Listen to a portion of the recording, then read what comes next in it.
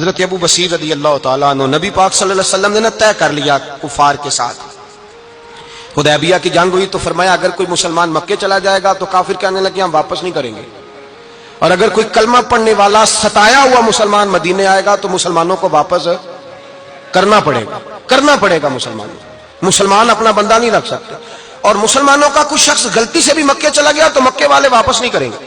حضرت ابو بصیر رضی اللہ تعالیٰ عنہ صحابی تھے، باپ نے بھائی نے محلے والوں نے قید کیا ہوا تھا کلمہ پڑھنے کی وجہ سے، پیروں میں زنجیریں تھیں، بیڑیاں تھیں، کسی طریقے سے جیل توڑ کے دوڑے مدینے پہنچے۔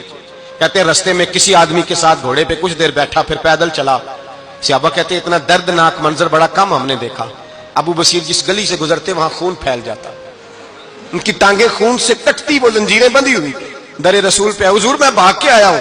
کہتے ابھی نبی پاک صلی اللہ علیہ وسلم ان کی بات سنی رہے تھے کہ پیچھے سے قریش کے 2 سپاہی بھی آ گئے، کہنے لگے یہ بھاگ کے آیا ہے اور آپ کا وعدہ تھا کہ آپ واپس کریں گے۔ چشم زدن میں ذرا سوچنا، چشم زدن میں تھوڑی دیر کے لیے غور کرنا کہ ہمیں ہمارا استاد ہمارا پیر دھتکار دے کہ جا دوڑ جا، تو کہتے ہیں بسم اللہ جناب یہ جا رہے ہیں۔ ایمان کی پختگی دیکھیں، اس نے تو ہمیں نکال ہی دیا جی، وہ کیسا بندہ ہے؟ یہاں تو کسی کے یہاں کوئی فاتحہ پڑھنے نہ جائے تو لوگ بگڑ جاتے ہیں، کہتے ہیں اس نے اسلام نہیں لی، فاتحہ نہیں پڑھی، بس ختم، اس کو احساس ہی نہیں۔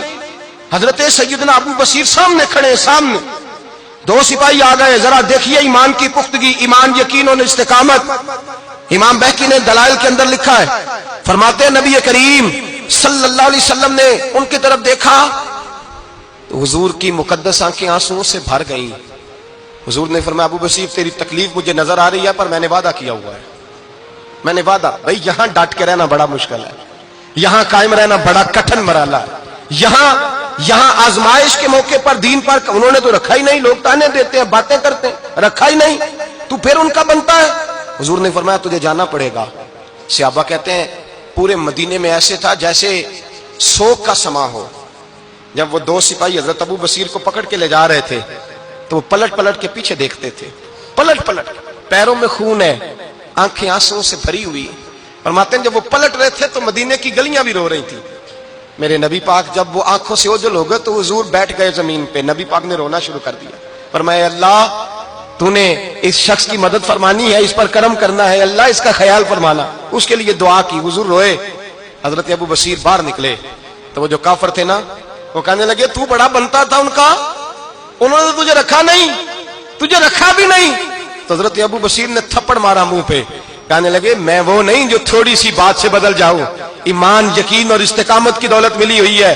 آپ فرمانے لگے میرا تو ایمان اور پختہ ہو گیا ہے کہ میرا نبی اپنے وعدوں کا بڑا پابند ہے، میرا رسول اپنے وعدوں کا بڑا پابند ہے۔ حضرت ابو بصیر کہتے ہیں مدینے کی سرحد گزر گئی تو میں نے کھینچی تلوار، ان میں سے ایک سپاہی، اب آؤ میرے مقابلے میں جس نے آنا ہے۔ ایک کو مارا، دوسرا بھاگ گیا۔ فرماتے اب میں مکے جا نہیں سکتا تھا، جاؤں گا تو وہ زیادہ ماریں گے، مدینے حضور نے قبول نہ فرمایا۔ فرماتے ایک جنگل میں جا کے العیس نام کی ایک بستی تھی، وہاں ڈیرا لگا لیا، دریا کے کنارے، پانی پی لیتا، پتے کھا لیتا، تن تندور ہڈاں دا بالن تے اسی ہاواں نال تپایا، کپ کپ مکیاں پیڑے کیتے تے اتوں صبر پلیتھن لایا، تن دی ہانڈی تے من دا سالن اتے لون صبر دا پایا۔ غلام فریدا وے میں ساری تیری، غلام فریدا وے میں ساری تیری، تینوں اجے یقین نہیں آیا؟ فرماتے سالوں پتے کھائے، اب جو بھی وہاں سے تنگ ہوتا وہ میرے پاس آ کے پناہ لیتا، جس کو مکے والے مارتے میرے پاس آ کہتے، تانے دینے والے آ کے کہتے ہو تم کس طرح کے نوکر ہو، تمہیں تو انہوں نے رکھا ہی نہیں۔ ہم نے کہا چپ کر جا، وہ ہمارے آقا ہیں، وہ ہمارے آقا ہیں، رکھیں تب بھی ٹھیک ہے، نہ رکھیں اللہ اکبر۔ ایمان دیکھو، قوت دیکھو، جڑیاں خصماں دی وچ رضا وسن، پاگ جاگ جاندے انہاں گولیاں دے تے میں گڈی ہتھ ڈور سجن دے، او جنج رکھے اونج رہنا ہے، واجب نہیں جے وچ شریعت مندہ خصم نو کہنا۔ فرمایا بس ٹھیک ہے، جس طرح حضور راضی ویسے ہی ہم راضی۔ حضرت ابو بصیر رضی اللہ تعالیٰ عنہ کے پاس 300 صحابہ اکٹھے ہو گئے، 300۔ حضرت ابو بصیر جب مدینے کی سرحد سے گزر رہے تھے نا تو نبی پاک نے ایک آواز دی تھی، فرمایا ابو بصیر ایک وقت آئے گا کہ میرا پیغام تجھ تک پہنچے گا، ایک ٹائم آئے گا۔ حضرت ابو بصیر سے جب کوئی کہتا نا کہ زندہ کس بات پہ ہو تو فرمانے لگے مصطفیٰ کے فرمان پہ بڑا یقین ہے، بلاوا آئے گا، مجھے بلاوا، مجھے یقین ہے کہ مجھے بلاوا، بڑی امید ہے سرکار قدموں میں بلائیں گے، اور کرم کی جب نظر ہوگی مدینے، مجھے یقین ہے کہ مجھے بلاوا حضرت ابو بصیر رضی اللہ تعالیٰ عنہ فرماتے ہیں کہ وقت گزرتا گیا، 300 لوگ اکٹھے ہو گئے۔ جب کوئی مسلمانوں کا قافلہ مکے کے پاس سے گزرتا تو مکے والے لوٹ لیتے تھے۔ حضور نے بھی اجازت دی مدینے والوں کو، اگر ان کا قافلہ کوئی آئے تمہیں بھی حملے کی اجازت ہے، کفر کا مال مال غنیمت ہے۔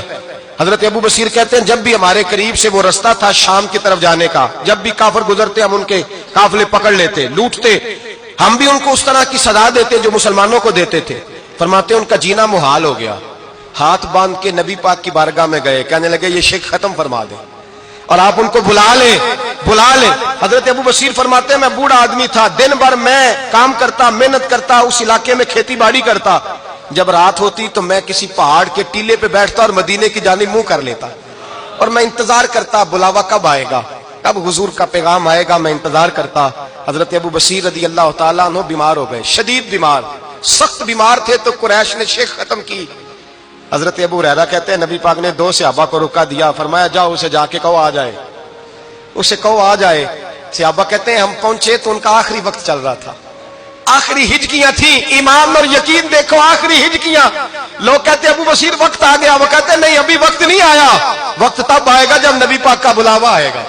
حضور کا وعدہ تھا وقت تب آئے گا جب میرے نبی کا بلاوا آئے گا، ابھی بلاوا نہیں آیا تو ابو بصیر کا وقت بھی نہیں آیا۔ صحابہ کہتے ہم نے جا کے رکا، تھمایا، اٹھنے کی بھی طاقت نہیں تھی۔ جب حضور کا رکا لیا نا تو دونوں یوں مٹھیاں بند کر لی، گویا جھوم جھوم کے نعرے لگانے لگے آؤ دیکھو میرے نبی کے وعدے کتنے سچے ہیں، آؤ دیکھو حضور کے وعدے، چومتے حضور کا نامہ، سر پہ رکھتے، سینے سے لگاتے، اور کہتے ہیں پھر بلند آواز سے کلمہ پڑھنے لگے، کہنے لگے حضور میں حاضر ہوا، یا رسول اللہ میں آیا، کہتے ہیں بلند آواز سے کلمہ پڑھا اور ان کی روح پرواز کر گئی، ان کی روح پرواز کر گئی۔ نبی رحمت صلی اللہ علیہ وسلم کے غلاموں کا یقین، اعتماد اتنے اعلیٰ درجے کا، کمزور مسلمان، دائیں بائیں دیکھتا مسلمان، کفر کے وعدوں پر اعتبار کرتا، یہودی عیسائی اور سکھ کے وعدوں پر اعتبار کرتا، دنیا دار ٹھگ اور چور کے وعدوں پر اعتبار کرتا، یہ رب کریم کے وعدے پر اعتبار نہیں کرتا، یہ اللہ رسول کے ساتھ اپنی توجہ کو مبذول نہیں کرتا۔ میرے رسول کریم سید عالم صلی اللہ علیہ وسلم کے غلاموں نے اعتماد کر کے، یقین کر کے ہمیں بتلایا ہے کہ جب تیرے پاس یقین کی دولت ہوتی ہے پھر تو دنیا کا طاقتور آدمی ہوتا ہے، جب تیرے پاس ایمان کی قوت ہوتی ہے تو دنیا کا سب سے مضبوط شخص ہوتا ہے۔ اپنے آپ کو مضبوط کریں۔